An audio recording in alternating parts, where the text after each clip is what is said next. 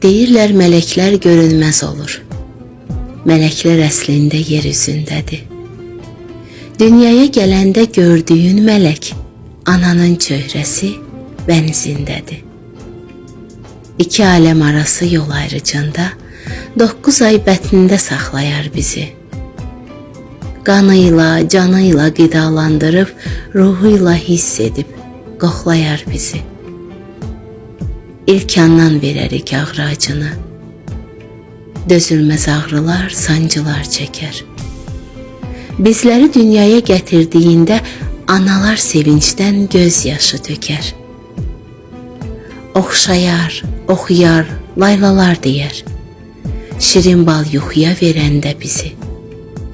Körpənin rahatlıq tapdığı məkan bir ana qoynudur, bir ana dizi. Biraz böyüyərik, iməkləyərik. Ananı qoruyan mələk bilərik. Ən xırda canımız ağrıdığında ağlaya-ağlaya ana deyərik. Nə qədər olsaq da naxələf övlad, yenə də hər yerdə bizi ucaldar. Ömrünü balaya qurban eyləyib, övladın yolunda özün qocaldar.